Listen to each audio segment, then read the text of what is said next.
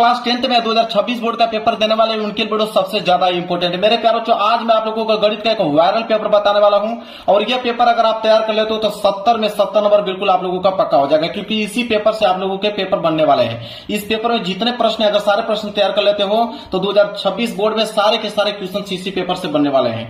822 HB code है मेरे प्यारों जो फुल सोल्यूशन बताने वाला हूं। इस वीडियो को पूरा का पूरा देख लेना। अगर आपका टारगेट है मैथ में 95% लाने का तो इस पेपर को अगर आप तैयार कर लेते हो तो 70 में 70 में बिल्कुल आप लोगों का कंफर्म हो जाएगा। सबसे पहले आप लोगों को यहाँ पे अनुक्रमांक और नाम लिख लेना है और इस पेपर को हल करने के लिए आपके पास समय दिए जाएंगे 3 घंटे 15 मिनट। 3 घंटे 15 मिनट के अंदर इस क्वेश्चन पेपर को आप लोगों को सॉल्व करना होगा। नीचे देखोगे तो नीचे आप लोगों को नोट दिया गया है। नोट पढ़ना बहुत ही ज्यादा कंपलसरी है। नोट में बोला है यहाँ पे कि प्रारंभ के 15 मिनट परीक्षार्थियों को प्रश्न पत्र पढ़ने के लिए निर्धारित है। मतलब कि 15 मिनट आपको टाइम दिया जाएगा इस क्वेश्चन पेपर को पढ़ने के लिए और 3 घंटे में इस क्वेश्चन पेपर को सॉल्व करना होगा। नीचे निर्देश भी दिया गया है। निर्देश भी पढ़ना बहुत ही ज्यादा जरूरी है। निर्देश में पहला निर्देश बोला है कि सभी प्रश्न अनिवार्य हैं, मतलब इसमें जितने भी प्रश्न दिए गए सारे प्रश्न करना अनिवार्य है। इसके बाद दूसरा है कि इस प्रश्न पत्र के अ और ब 2 खंड है, मतलब यह पेपर 2 खंडों में बना हुआ है। एक तो खंड अ में, दूसरा खंड ब में। इसके बाद है अगला निर्देश कह रहा है कि खंड अ में 1 अंक के 20 बहुविकल्पीय प्रश्न हैं। खंड अ में 20 ऑब्जेक्टिव क्वेश्चन पूछे जाएंगे 1 नंबर का। कहने का मतलब है कि 20 प्रश्न रहेगा 20 नंबर के लिए खंड अ में। अब बहुविकल्पीय प्रश्न रहेगा, उसका उत्तर आपको ओएमआर शीट पे देना होगा, ठीक है। इसके बाद अगला है कि खंड ब में क्या रहेंगे 50 अंक के विस्तृत उत्तरीय प्रश्न। इसमें आपको 2 नंबर वाले प्रश्न, 4 नंबर वाले प्रश्न और 6 नंबर वाले प्रश्न देखने को मिलेगा खंड ब में। इसके बाद बोला है कि खंड ब में कुल 5 प्रश्न है। खंड ब में टोटल प्रश्नों की संख्या कितनी है 5 है। अगला निर्देश है प्रत्येक प्रश्न के आरंभ में स्पष्ट लिख दिया गया है कि उसके कितने खंड आपको करना है, मतलब शुरू में ही आपको बता दिया गया होगा कि कितने खंड करने हैं। अगला है प्रश्न के अंक उनके सम्मुख अंकित हैं, मतलब कि हर एक प्रश्न के आगे आपको लिखा हुआ मिलेगा कि वो प्रश्न 1 नंबर का है, कि वो प्रश्न 2 नंबर का है, कि वो प्रश्न 4 नंबर का है, कि वो प्रश्न 6 नंबर का है। हर एक प्रश्न के आगे लिखा हुआ आप लोगों को मिलेगा। अगला है कह रहा है कि प्रथम प्रश्न से आरंभ कीजिए और अंतिम प्रश्न तक करते जाइए। जो प्रश्न न आता हो उस पर समय नष्ट न कीजिए। कह रहा है शुरू से लेकर लास्ट तक सारे प्रश्नों को करते चलना है। जो प्रश्न नहीं आ रहा उसको छोड़ दीजिए, समय नष्ट करने की जरूरत नहीं है। लास्ट में टाइम बचेगा तो उसको देख लीजिएगा। इसके बाद है यदि रफ कार्य के लिए स्थान अपेक्षित है तो उत्तर पुस्तिका के बाएं पृष्ठ पर कीजिए, फिर काट दीजिए और उस पृष्ठ पर कोई हल ना कीजिए। जाहिर सी बात है मैथ का पेपर है तो आपको रफ कार्य करना पड़ेगा। रफ कार्य कहाँ करोगे? आपको जो उत्तर पुस्तिका मिलेगी कॉपी उसके बाएं पृष्ठ पे करना है। और जब भी रफ कार्य कर रहे हो तो उसको काट दीजिए और ऊपर लिख भी दीजिए रफ कार्य, ताकि एग्जामिनर समझ में आ जाएगा एग्जामिनर को कि रफ कार्य आपने किया है। इसके बाद है कि रचना के प्रश्नों के हल में रचना न मिटाएं। यदि पूछा गया है तो रचना के पद जो है संक्षेप में अवश्य लिखें। कह रहा है कि बहुत सारे प्रश्न रचना वाले होंगे, तो रचना वाले प्रश्नों को मेरे प्यारे बच्चों आपको रचना जरूर से जरूर यहाँ पे बनाना है। अगर रचना नहीं बनाओगे तो आपको नंबर काट लिए जाएंगे। इसके बाद है अगला कह रहा है कि जिन प्रश्नों के हल में चित्र खींचना आवश्यक है उनमें स्वच्छ एवं शुद्ध चित्र अवश्य खींचिए। बिना चित्र के ऐसे हल अपूर्ण और अशुद्ध माने जाएंगे। बहुत सारे प्रश्न चित्र वाले फिगर वाले हैं, तो फिगर वाले प्रश्न में आपको फिगर बनाना ही पड़ेगा। फिगर नहीं बनाओगे तो ऐसे हल जो है अपूर्ण और अशुद्ध माने जाएंगे, गलत माने जाएंगे, नंबर आपको नहीं मिलेगा। पेपर आप लोगों का स्टार्ट यहां से हो रहा है। सबसे पहले खंड अ आएगा। खंड अ में बहुविकल्पीय प्रश्न रहेंगे। देखिए बिल्कुल डिटेल में आपको समझाऊंगा, सारे प्रश्नों का उत्तर आपको डिटेल में बताऊंगा और 70 में 70 नंबर स्कोर करके आप आने वाले हो। देखिए पहला प्रश्न बहुत ही ज्यादा आसान प्रश्न है मेरे प्यारे, जो तुरंत इसका उत्तर दे दोगे। पहला प्रश्न है कि एक त्रिघात बहुपद के अधिक से अधिक शून्यकों की संख्या होगी। 1 नंबर के लिए प्रश्न है। अब त्रिघात बहुपद का समीकरण कैसे होता है? त्रिघात बहुपद का होता है ax³ प्लस bx प्लस सी। ये आपका क्या हो गया? बहुपद हो गया, त्रिघात बहुपद। तो इतना याद रखिए, अगर त्रिघात बहुपद दिया है कह रहा है कि अधिक से अधिक शून्यकों की संख्या, तो जितना अधिक पावर होता है उतना ही शून्यक निकलता है। मतलब इसमें पावर की संख्या कितना है? अधिक 3 है तो 3 ही शून्यक निकलेंगे। तो अधिक से अधिक शून्यकों की संख्या कितना हो गया? 3 होगा। बिल्कुल सिंपल है, तुरंत याद हो गया होगा। अब मेरे प्यारों से जब ये पेपर में क्वेश्चन आएगा तुरंत इसका आंसर आप 3 दीजिएगा। इसके बाद दूसरा प्रश्न देख लो क्या है। दूसरा प्रश्न भी आसान है मेरे प्यारों। कह रहा है कि संख्या 140 का अभाज्य गुणनखंड होगा। अब नंबर 140 दे दिया है, 1 नंबर के लिए प्रश्न है। इसका अभाज्य गुणनखंड पूछा है। बहुत ही ज्यादा सिंपल है मेरे प्यारे बच्चों। देखिए कैसे इसको हल करेंगे। तो 140 को हमें अभाज्य गुणनखंड के रूप में तोड़ना है। बिल्कुल ही ज्यादा सिंपल है मेरे प्यारे बच्चों। 140 लिखिए। आपको मालूम है कि अभाज्य गुणनखंड के रूप में कैसे तोड़ते हैं। सबसे पहले 2 से कटाते हैं। 2 से कटाओगे तो 2 7 14, 70 बार में कट जाएगा। 2 से कटाओगे तो 35 गुना के 70, 35 बार में कट जाएगा। अब ये 35 5 से कटेगा, ठीक है। 5 7 35 और यह 7 तो 7 से कटेगा। मतलब कि 140 जो आ गया है, 140 को हम लोग क्या लिख सकते हैं, 2 जो 2 बार आया है तो इसको लिख देंगे 2 पे पावर 2 गुणे 3 5, 5 एक बार आया तो 5 लिखेंगे, 7 एक बार आया तो 7 लिखेंगे। अब यह जो है ये हो गया आपका अभाज्य गुणनखंड के रूप में टूट गया। तो देखिए दिया है, बिल्कुल देना ही चाहिए। आप देख पा रहे हो सी वाला ऑप्शन, देखिए सी वाला ऑप्शन देखिए आपको देखने को मिल जाएगा यहाँ पे 2 पे पावर 2 गुणे 5 गुणे 7, ये है इसका राइट आंसर। है ना सिंपल, समझ में आ गया आप लोगों को, कोई भी परेशानी होगा ही नहीं, बिल्कुल आसान तरीके से बता रहा हूं। चलिए अगला प्रश्न बढ़ते हैं, प्रश्न नंबर तीसरा। देखिए प्रश्न नंबर तीसरा क्या है, कह रहा है कि भाज्य भाजक भागफल एवं शेषफल में संबंध होगा। 1 नंबर के लिए प्रश्न है, यहाँ पे फार्मूला पूछ दिया कि भाज्य भाजक भागफल और शेषफल में क्या संबंध होता है। ठीक है, तो यहाँ पे जो संबंध होता है वो होता है भाज्य बराबर भाजक गुणे भागफल प्लस शेषफल। मतलब कि भाज्य बराबर भाजक गुणे भागफल प्लस शेषफल, यह होता है। यह फार्मूला सी वाला ऑप्शन जो होगा बिल्कुल राइट आंसर हो जाएगा। डायरेक्ट फार्मूला ही पूछ दिया है क्वेश्चन में, याद रखिएगा, बहुत इंपॉर्टेंट प्रश्न है मेरे प्यारे बच्चों। इसके बाद चौथा प्रश्न देख लीजिए क्या है। चौथा प्रश्न है कि रैखिक समीकरण दिया है x + 2y + 3 बराबर 0 और -3x - 6y + 1 बराबर 0 के युग्म का हल होगा। 1 नंबर के लिए प्रश्न होगा। मतलब कैसा हल होगा, अद्वितीय हल होगा कि अपरिमित रूप से अनेक हल होगा कि 2 कि इनमें से कोई नहीं। चलिए बताता हूं आप लोगों को, तो इसको हल करके देखते हैं कि कौन सा हल होगा। देखिए बहुत ही ज्यादा सिंपल है। पहले 2 दिया समीकरण, दोनों को आप नोट कीजिए। तो एक आपका दिया हुआ है x + 2y + 3 बराबर 0, ठीक है। और एक समीकरण इधर दिया है -3x -6y और +1 बराबर 0 दे रखा है, ठीक है, कोई दिक्कत नहीं है। देखिए कितना आसान तरीके से हम लोग लगाएंगे। अब मेरे प्यारों को ध्यान से देखिएगा, इसका हम तुलना करेंगे किससे, तो यहां पे तुलना होगा a1x + b1y + c1 बराबर 0 से हम इसका क्या करेंगे, तुलना करेंगे। और यह दूसरा रेखा का समीकरण है, तो इसे हम लोग a2x + b2y + c2 बराबर 0 से हम लोग क्या करेंगे, तुलना करेंगे। डिटेल में बता रहा हूं, चाहूंगा तो डायरेक्ट आंसर बता सकता हूं, लेकिन नहीं, मुझे समझाना है ताकि आप कभी भूलो मत, पेपर में आए तो तुरंत इसका आंसर दे पाओ। अब देखिए मेरे प्यारों को क्या करोगे, अब x के आगे कुछ नहीं है तो 1 छिपा हुआ है। अब x से x क्या हो गया, कैंसिल हो गया। तो यहाँ a1 का वैल्यू कितना आ गया, 1 आ गया। इसी तरह अगर मैं y से y कैंसिल कर देता हूं तो यहाँ b1 बराबर क्या आ गया, b1 बराबर आ गया 2। इसी तरह c1 बराबर क्या आ जाएगा, c1 बराबर आ जाएगा +3। क्लियर है। इसी तरह देखिए x से x अगर मैं कैंसिल कर देता हूं तो यहाँ पे a2 बराबर कितना आ जाएगा, -3। और यहां से y में कैंसिल कर देता हूं तो यहाँ पे b2 बराबर क्या आ जाएगा, -6। और यहाँ पे क्या बचा है, C2 बराबर क्या आ जाएगा, +1। अब यहाँ a1 b1 c1, इधर a2 b2 c2 का वैल्यू निकल गया। अब हम क्या करेंगे, तुलना करेंगे। क्या करेंगे मेरे प्यारे बच्चों, तुलना करेंगे। कैसे, देखिए तो हम a1 बाटा a2 का तुलना करेंगे। तो a1 क्या है, 1, a2 कितना है, -3। इधर हम तुलना करेंगे b1 बाटा b2 की तुलना करेंगे। तो b1 का वैल्यू कितना है, 2, और b2 के वैल्यू कितना है, -6। तो इसको कटाएंगे तो 2 एकम 2 और 2 3 6 -3 आ जाएगा, 1/-3 आ जाएगा। इसी तरह हम लोग तुलना करेंगे किसका, C1 बाटा C2 की तुलना करेंगे। तो C1 का वैल्यू है यहाँ पे 3 और C2 का वैल्यू है यहाँ पे 1। अब ध्यान से देखिए कि ये वाला और ये वाला दोनों वैल्यू आपस में बराबर है। मतलब हम कह सकते हैं कि a1 बाटा a2 जो है वो तो बराबर हो गया b1 बाटा b2 के। लेकिन देखिए C1 बाटा C2 बराबर नहीं हो रहा है, C1 बाटा C2 बराबर नहीं हो रहा है। जब भी आप लोगों का यह समीकरण का निकाय आए तो समझ लीजिए कि समांतर रेखा हो रहा है। समांतर रेखा में क्या होता है कि कोई हल नहीं होता है। समांतर रेखा में क्या होता है, कोई हल नहीं होता है। मतलब इसका जो राइट आंसर हो जाएगा, डी वाला जो होगा बिल्कुल राइट आंसर हो जाएगा। इनमें से कोई नहीं, इनमें से कोई नहीं मेरे प्यारे बच्चों।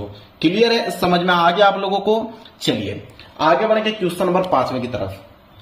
चलिए देखिए प्रश्न नंबर 5वां क्या है। प्रश्न नंबर 5वां है कि समांतर श्रेणी दिया हुआ है -5 -1 3, 7। कह रहा है कि सर्वांतर होगा, एक नंबर के लिए प्रश्न है मेरे प्यारे। सर्वांतर का मतलब डी का वैल्यू पूछा है।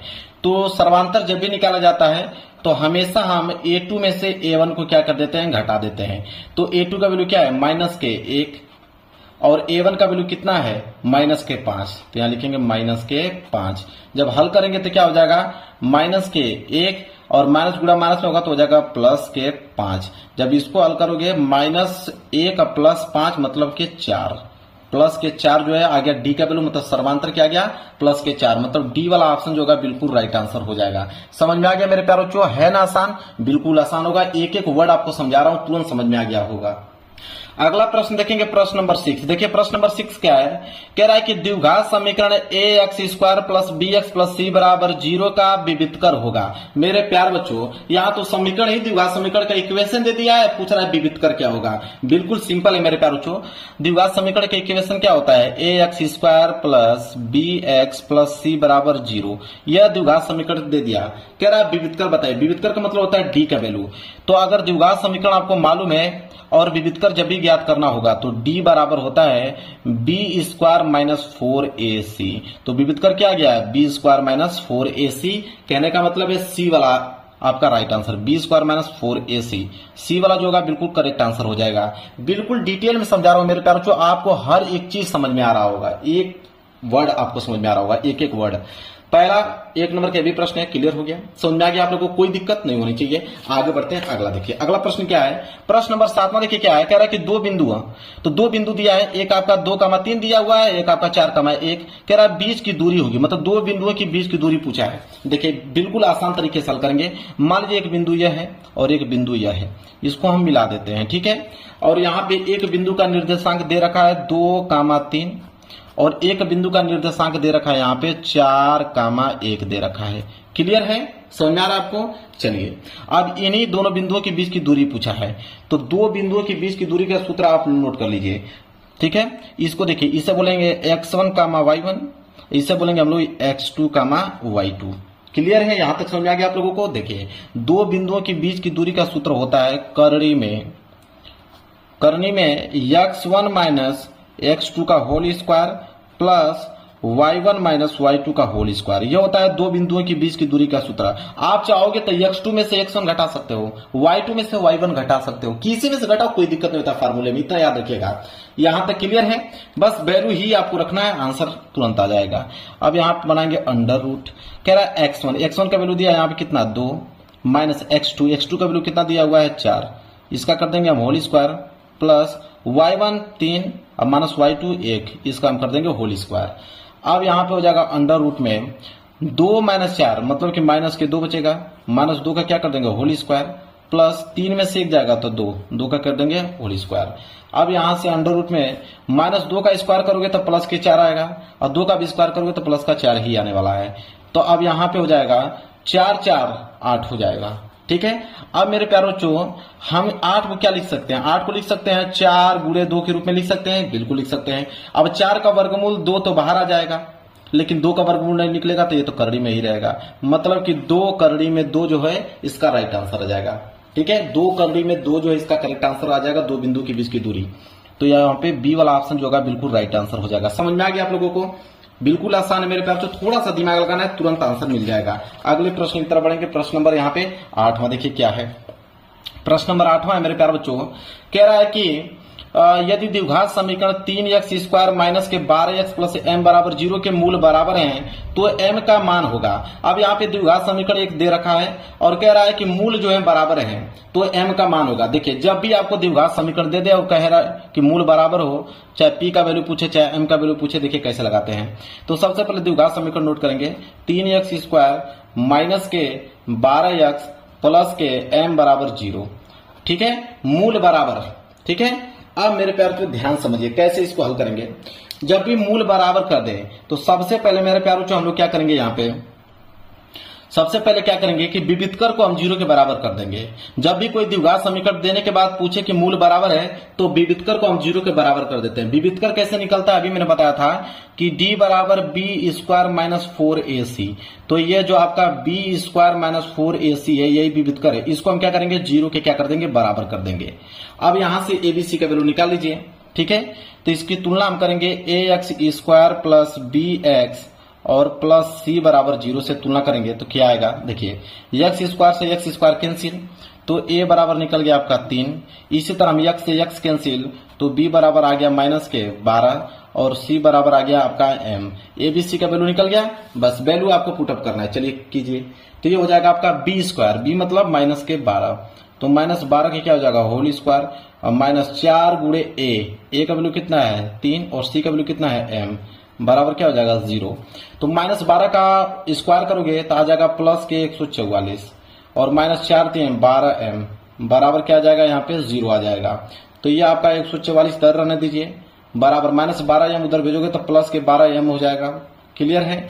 जब m का वैल्यू यहां से निकालोगे कि m बराबर क्या होगा, तो ये हो जाएगा आपका 144 इधर है, अब 12 गुणा में है तो 12 इधर जाएगा तो भाग में आ जाएगा, तो 12 से जब 144 को कटाओगे तो 12 बार में कट जाएगा, तो m बराबर कितना आ गया 12। यही m का वैल्यू पूछा था, तो m का मान कितना गया 12, मतलब कि यहाँ पे डी वाला ऑप्शन जो होगा बिल्कुल राइट आंसर हो जाएगा। क्लियर है मेरे प्यार, समझ में आ गया आप लोगों को। चलिए अगले प्रश्न की तरफ बढ़ते हैं, प्रश्न नंबर 9। देखिए ये भी बहुत सिंपल है, तुरंत आपको समझ में आ जाएगा। कह रहा है कि एक समबाहु त्रिभुज दिया है एबीसी, कह रहा है कि उसकी भुजाएं 2a है, ठीक है। एबीसी एक समबाहु त्रिभुज है, उसकी भुजाएं 2a है। कह रहा है कि उसके प्रत्येक शीर्ष लंब की लंबाई होगी, तो प्रत्येक शीर्ष लंब की लंबाई पूछा है। 1 नंबर के लिए भी प्रश्न मेरे प्यार को, देखिए कैसे हल करेंगे इसको। तो मैं एक रफ कार्य ले लेता हूं समझाने के लिए आप लोगों को। देखिए सबसे पहले तो हम लोग एक समबाहु त्रिभुज बनाएंगे, तो एक हम समबाहु त्रिभुज समझाने के लिए बना देते हैं। यह बन गया हमारा समबाहु त्रिभुज। समबाहु त्रिभुज में सभी भुजाएं बराबर होती हैं, मतलब कि ये भुजा अगर 2a है तो ये भी भुजा क्या होगा 2a होगा, ये भी भुजा आपका 2a होगा, ठीक है। ये भी भुजा यहां से लेके यहां तक पूरा क्या होगा 2a होगा। लेकिन कह रहा है यहाँ पे शीर्ष लंब की लंबाई, मतलब यहां से यहाँ पे शीर्ष लंब डाला गया 90 अंश की डिग्री पे डाला गया है। अगर आपका यह a है तो हो जाएगा आपका B, ये हो जाएगा आपका C और ये पॉइंट हो जाएगा D। तो यहाँ पे AD की लंबाई पूछा है कि AD की लंबाई क्या होगा। अब मेरे प्यारों से ये बताइए कि जब यहाँ पे लंब डाल दिया गया और ये पूरा भुजा 2a है, तो ये आपका भुजा A हो जाएगा, ये आपका A हो जाएगा, ठीक है। क्लियर है। तो यहाँ पे हम लेंगे त्रिभुज ADC में, त्रिभुज ADC में। अब ADC में आप देखिए तो ये आपका क्या है मेरे प्यारों कर्ण, ये आपका क्या है DC आधार है और यही लंब AD हमें ज्ञात करना है। तो पाइथागोरस नियम लगाएंगे। पाइथागोरस नियम कहता है यहाँ पे कि कर्ण का स्क्वायर बराबर लंब का स्क्वायर प्लस आधार का स्क्वायर, यही कहता है। बिल्कुल सिंपल है मेरे प्यारे बच्चों। तो कर्ण यहाँ पे क्या है 2a, तो हो जाएगा 2a का होल स्क्वायर बराबर लंब का स्क्वायर, लंब हमें ज्ञात करना है, लंब हमारे पास है AD, तो AD का स्क्वायर हमें ज्ञात करना है और प्लस आधार, आधार हमारे पास A है, तो हो जाएगा A का स्क्वायर। हल करते हैं तो 2a का स्क्वायर करोगे तो ये हो जाएगा 4a स्क्वायर बराबर AD स्क्वायर हमें ज्ञात करना है, ठीक है, और प्लस a का स्क्वायर करोगे तो ये हो जाएगा a स्क्वायर। अब हम करेंगे क्या कि 4a स्क्वायर प्लस का a स्क्वायर इधर आएगा तो माइनस का a स्क्वायर हो जाएगा बराबर इधर हो जाएगा आपका AD का स्क्वायर इधर बच जाएगा। अब 4a स्क्वायर में से a स्क्वायर घटा देंगे तो हो जाएगा 3a स्क्वायर बराबर AD स्क्वायर। हमें AD का वैल्यू चाहिए तो हम AD निकालेंगे, तो ये आपका वर्ग उधर जाएगा तो वर्गमूल में आ जाएगा, तो हो जाएगा करणी में 3a का स्क्वायर। अब यहाँ पे a स्क्वायर है तो यहाँ तो a क्या होगा बाहर आ जाएगा और ये करणी में 3 जो है 3 का तो वर्गमूल नहीं निकलेगा तो ये करणी में ही रहेगा, मतलब a करणी में 3 बराबर क्या आ जाएगा AD। तो AD जो है शीर्ष लंब उसकी लंबाई कितना आ गया a करणी में 3 आ गया। तो a करणी में 3 का मतलब यहाँ पे देख पा रहे हो आप C वाला ऑप्शन जो होगा बिल्कुल राइट आंसर हो जाएगा। C वाला जो है बिल्कुल करेक्ट आंसर है। समझ में आ गया आप लोगों को, कोई दिक्कत नहीं होनी चाहिए। चलिए अगला प्रश्न देखते हैं, प्रश्न नंबर 10वां। देखिए प्रश्न नंबर 10वां क्या है, प्रश्न नंबर 10वां कि निम्नलिखित सारणी का माध्य होगा। अब यहाँ पे माध्य पूछ दिया है, आपका वर्ग अंतराल दिया हुआ है, बारंबारता दिया हुआ है, माध्य पूछा है। बिल्कुल सिंपल तरीके से बताऊंगा मेरे प्यारे बच्चों कि माध्य कैसे निकाला जाता है। मैं एक थोड़ा रफ कार्य ले लेता हूँ समझाने के लिए। देखिए बिल्कुल आसान तरीके से मैं आप लोगों को बताने वाला हूँ। सबसे पहले हम लोग करेंगे क्या कि सारणी बनाएंगे। क्या बनाएंगे सारणी, तो एक तो वर्ग अंतराल का बनेगा, एक बारंबारता का। दो सारणी तो यहीं से जस्ट बन जाएगा क्वेश्चन में से ही। तो हम एक बनाएंगे वर्ग अंतराल का, तो एक सारणी तो हमारा बन जाएगा वर्ग अंतराल का। तो एक सारणी हम वर्ग अंतराल का बना देते हैं, ठीक है। इसके बाद एक सारणी बनेगा हमारा किसका बारंबारता का, तो एक सारणी हमारा बनेगा बारंबारता का, ठीक है। तो एक सारणी हमने बारंबारता का बना दिया, ठीक है। बारंबारता को हम लोग बोलते हैं FI, क्या बोलते हैं, एफ आई बोलते हैं। तो दो सारणी तब देख के हमने बना दिया, और एक तीसरी सारणी हम लोग अपने से बनाएंगे एक्स आई। एक्स आई का मतलब होता है मध्यमान, और एक सारणी और बनाएंगे हम लोग इन दोनों का गुणा करके, एफ आई इंटू एक्स आई। ठीक है, देखिए बिल्कुल सिंपल, मेरे पास जो तुरंत आ जाएगा आंसर, बिल्कुल आसान है। तो वर्ग अंतराल तो हम लोग क्वेश्चन में से देख के ही भरेंगे। क्या दिया है, 1 3 1 3, इसके बाद 3 5 3 5, इसके बाद क्या दिया हुआ है 5 7, 5 और 7 दिया हुआ है, इसके बाद 7 और 9, 7 और 9 दिया हुआ है, इसके बाद 9 और 11 दे रखा है, तो 9 और 11 लिख देंगे। बारंबारता की अगर हम बात करें तो बारंबारता में देखिए 3 2 4 2 3, मतलब 1 और 3 की बारंबारता कितनी है, 3। 3 और 5 की बारंबारता है 2, 5 और 7 की बारंबारता है 4, इसके बाद 7 और 9 की बारंबारता है 2, 9 और 11 की बारंबारता है 3। तो यह चीज तो मैंने क्वेश्चन में से ही दिख के यहाँ पे क्या किया, लिख दिया। अब आगे का एक्स आई और एफ आई हम लोग अपने से निकालेंगे, ये तो क्वेश्चन से ही मालूम चल गया। देखिए एक्स आई का मतलब होता है मध्यमान, मतलब 1 और 3 के बीच में क्या आएगा, तो 1 और 3 के बीच में 2 आएगा, 3 और 5 के बीच में क्या आएगा, 4 आएगा, 5 और 7 के बीच में क्या आएगा, 6 आएगा, 7 और 9 के बीच में क्या आएगा, 8 आएगा, 9 और 11 के बीच में क्या आएगा, तो 10 आएगा। और निकलता भी कैसे ये भी बता देता हूं। अगर मध्यमान निकलना तो दोनों संख्या को जोड़ दो, जोड़ने के बाद 2 से भाग दे दो, तो देखो 3 और 1 जोड़ोगे तो 4, 4 में 2 का भाग दोगे तो 2, इसी तरह 5 और 3 जोड़ोगे तो 8, 8 में 2 का भाग दोगे तो 4, इसी तरह 7 और 5 12, 12 में 2 का भाग दोगे तो 6। समझ में आ गया आप लोगों को। चलिए अब एफ आई इंटू एक्स आई निकालना है, मतलब इन दोनों का मल्टीप्लाई, तो 3 का गुणा 2 में करोगे तो 3 दूनी के 6, फिर 4 दूनी के 8, यह हो जाएगा 6 चौको 24, और ये हो जाएगा 8 दूनी के 16, और ये हो जाएगा 10 3 30। ठीक है, अब देखिए ध्यान से, अब क्या करते हैं, तो हम लोग निकालेंगे यह सिग्मा एफ आई। सिग्मा एफ आई का मतलब होता है, सिग्मा मतलब योग, मतलब एफ आई का पूरा योग निकालिए। तो 3 2 5 4 9 2 11 11 3 14, तो सिग्मा एफ आई का वैल्यू कितना आ गया, 14 आ गया, मतलब एफ आई का योग कितना आ गया, 14 आ गया। इसी तरह हम लोग इसका निकालेंगे, sigma f i into x i, इसका योग निकालेंगे। तो आप देखिए ध्यान से, ये आपका क्या है 24, 24 और 6 कितना होता है 30। ठीक है, तो 30 और 30 कितना हो गया 60, और 60 और 16 कितना हो गया 76, और 76 और 8 कितना हो जाएगा मेरे प्यारे बच्चों 84।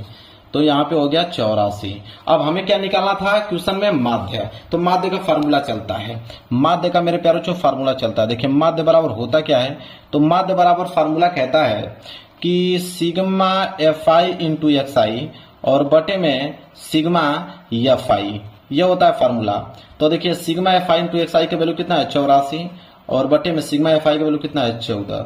ठीक है, तो यहाँ पे 14 6 84, 6 बार में कट गया, मतलब 6 ही क्या होगा यहाँ पे माध्य होगा। तो माध्य 6 आ गया। देखते हैं ऑप्शन में दिया है, बिल्कुल देना ही चाहिए उसको, और देगा क्यों नहीं, डी वाला ऑप्शन जो होगा बिल्कुल राइट आंसर हो जाएगा। समझ में आ गया आप लोगों को, कितना आसान तरीके से मैंने बता दिया मेरे प्यारे बच्चों। आगे बढ़ते हैं अगले प्रश्न की तरफ। प्रश्न नंबर यहाँ पे 11। देखिए प्रश्न नंबर 11 क्या है, ये भी प्रश्न बहुत ज्यादा सिंपल है। कह रहा है कि साइन 27 डिग्री प्लस कॉस 63 अंश का मान कितना होगा। मैं चाहता तो डायरेक्ट आपको बता देता कि इसका मान क्या होता है, 1 होता है, क्योंकि जब दो कोणों का योग 90 अंश बन रहा है तो उसका वैल्यू हमेशा 1 होता है, लेकिन उसका लगाने का तरीका भी होता है। कैसे, समझिए। देखिए साइन 27 अंश कॉस 63, दोनों में से किसी एक की ही वैल्यू आपको चेंज करना है। मैं ऊपर का चेंज कर देता हूं। तो देखिए इसे हम लोग लिखेंगे साइन 90 में से मेरे प्यारों जो क्या घटाएंगे कि 27 आएगा 63, तो 90 में से 63 घटाएंगे तो 27 आ जाएगा, और नीचे आपका कॉस 63 अंश जो दिया उसी तरह रख दीजिए। अब यहाँ पे फॉर्मूला चलता है sine 90 minus theta cos theta, तो साइन 90 माइनस 63 अंश मतलब कॉस 63 अंश हो जाएगा फार्मूले के हिसाब से, और नीचे तो आपका दिया ही है कॉस 63 अंश। अब दोनों को काट दोगे तो क्या बचेगा, 1 बचेगा, तो 1 आंसर आ गया। समझ में आ गया आप लोगों को। चलिए आगे बढ़ेंगे क्वेश्चन नंबर 12 की तरफ। देखिए क्वेश्चन नंबर 12 क्या है, बोला है कि cos a बराबर करड़ी में 3/2 दिया है, इधर दिया है कि sin 2a का मान होगा। तो cos a का वैल्यू देकर sin 2a का मान पूछा है। बिल्कुल सिंपल है मेरे प्यारे। सबसे पहले हम लोग नोट करेंगे दिया क्या है। दिया है cos a बराबर करनी में 3/2, ये वैल्यू हमको दे रखा है। अब देखिए cos a है तो हम लोग लिखेंगे cos a। अब देखिए cos कितना अंश का मान करनी में 3/2 होता है, तो cos 30 अंश का मान, cos 30 अंश का मान करनी में 3/2 होता है। तो करनी में 3/2 को हम लोग लिख सकते हैं cos 30 अंश, लिख सकते हैं, बिल्कुल लिख सकते हैं, कोई समस्या नहीं होनी चाहिए। तो cos से cos कैंसिल, यहां बचा a बराबर कितना आ गया 30 अंश आ गया। वैल्यू हमसे क्या पूछा है sin 2a, तो sin 2a का मान पूछा है। तो हम लिखेंगे यहाँ पे साइन 2 इंटू ए का मान कितना है 30 डिग्री। तो ये हो जाएगा आपका कितना साइन 30 दूनी के 60 डिग्री। और साइन 60 अंश का मान कितना होता है मेरे प्यार, करड़ी में 3/2, करनी में 3/2 जो होता है साइन 60 अंश का मान होता है। दिया है करनी में 3/2, बिल्कुल डी वाला ऑप्शन जो होगा बिल्कुल राइट आंसर हो जाएगा। सिंपल है, समझ में आ गया आप लोगों को मेरे प्यारे बच्चों। चलिए आगे बढ़ चलते हैं प्रश्न नंबर 13 की तरफ। देखिए प्रश्न नंबर 13 क्या बहुत इंपॉर्टेंट प्रश्न है। कह रहा है 1 + 10 स्क्वायर ए और बटे में 1 + cot स्क्वायर ए का मान होगा। 1 नंबर के लिए प्रश्न है। चलिए मैं एक पेज लेता हूं समझाने के लिए। बहुत अच्छा प्रश्न है मेरे प्यारे बच्चों। देखिए कैसे इसको हल करेंगे। सबसे पहले प्रश्न को नोट करेंगे। तो देखिए प्रश्न यहां पे है कि 1 + 10 स्क्वायर ए, ठीक है, और बटे में दिया हुआ है 1 + cot स्क्वायर ए, ठीक है। इसका हमें क्या बताना है, मान बताना है, ठीक है। देखिए ध्यान से समझिएगा आप लोग। तो आपको एक फार्मूला याद करना होगा तभी आपको समझ में आएगा त्रिकोणमिति का। हम जानते हैं कि 1 + 10 स्क्वायर ए, 1 + 10 स्क्वायर ए बराबर होता है मेरे प्यारों जो सेक स्क्वायर ए।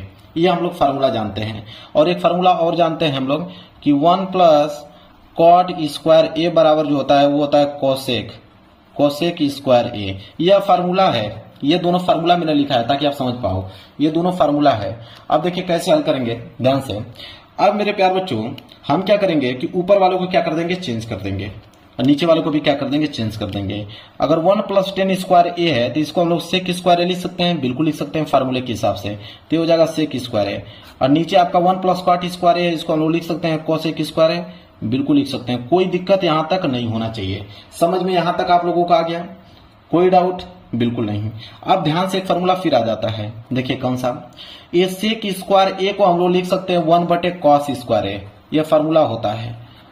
सेक स्क्वायर ए बराबर होता है 1/cos स्क्वायर ए। इसी तरह इसका भी फार्मूला होता है। ये इसका फार्मूला होता है कोसेक स्क्वायर ए बराबर 1/sin स्क्वायर ए। जो लोग त्रिकोणमिति पढ़ेंगे उनको फार्मूला बहुत अच्छे तरीके से याद होगा। अब मेरे प्यारों से देखिए ऊपर तो दिया है आपका 1/cos स्क्वायर ए और इसके बाद भागा है। भागा को जब हम लोग गुणा में चेंज करेंगे तो यह साइन स्क्वायर ए ऊपर चला जाएगा और नीचे क्या आ जाएगा, 1 आ जाएगा। अब साइन स्क्वायर ए को गुणा 1 में करोगे तो ये आ जाएगा साइन स्क्वायर ए, और बटे cos स्क्वायर ए को गुणा 1 में करोगे तो आ जाएगा आपका cos स्क्वायर ए।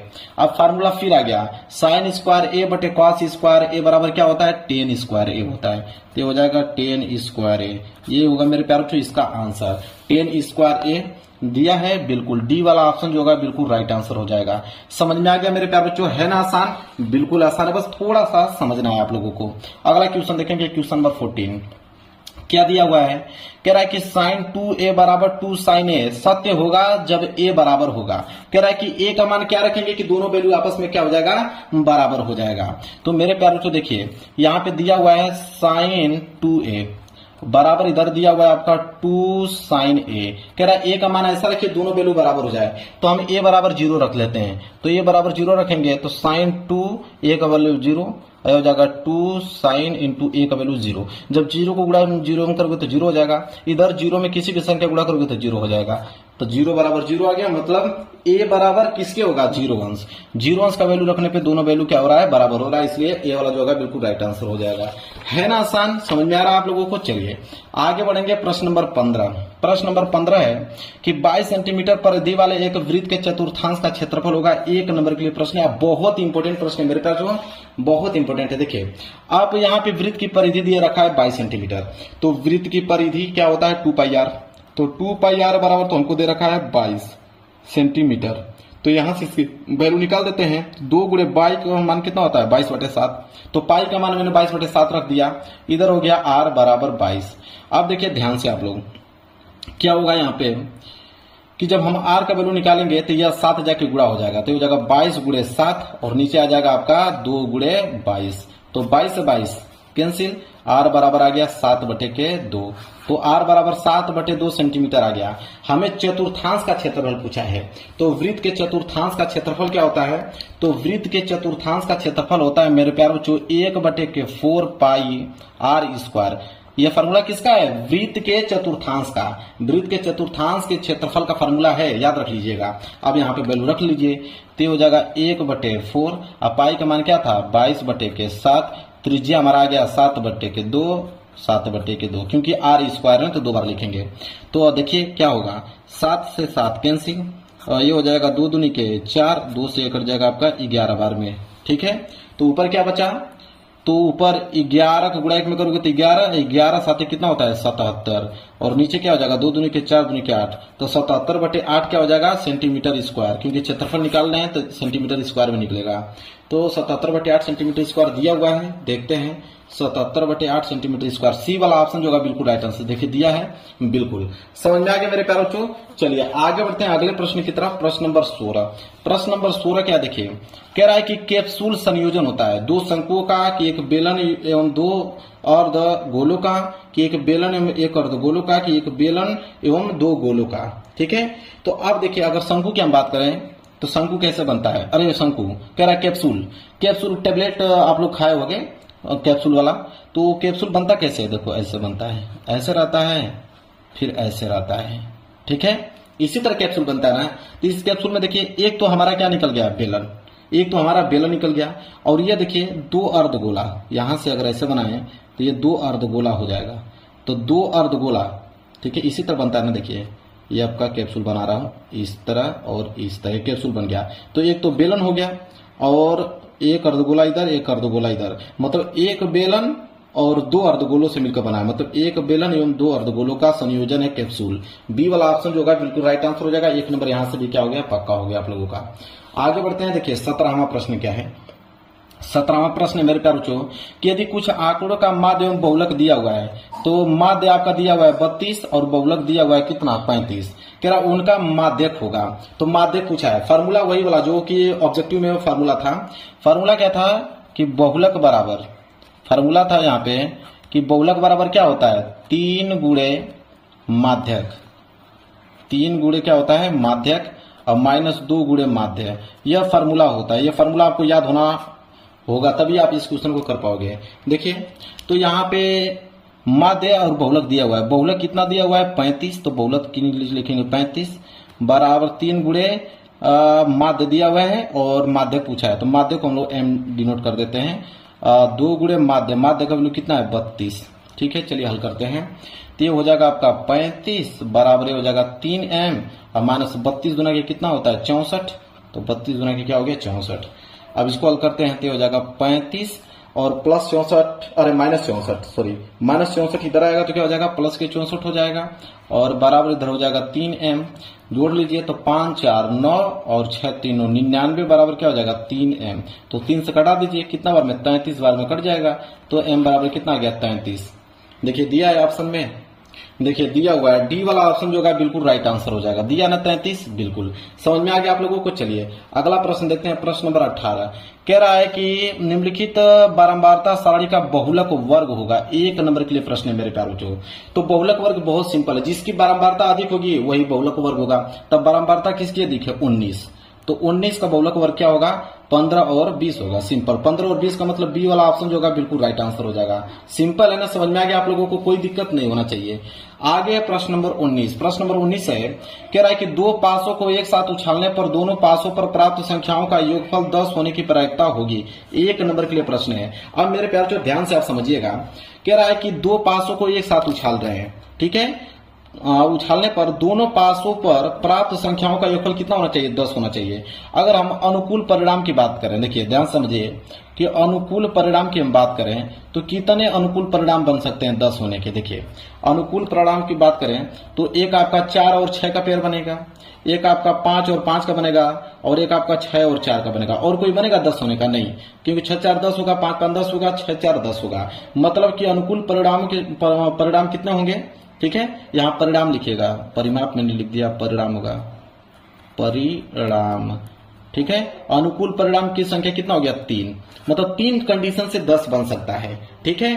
और कुल परिणाम कितना होगा, ठीक है, तो कुल परिणाम की अगर हम बात करें तो कुल परिणाम तो कितना हो जाएगा 36 हो जाएगा। कुल परिणाम टोटल कितना हो जाएगा 36 हो जाएगा।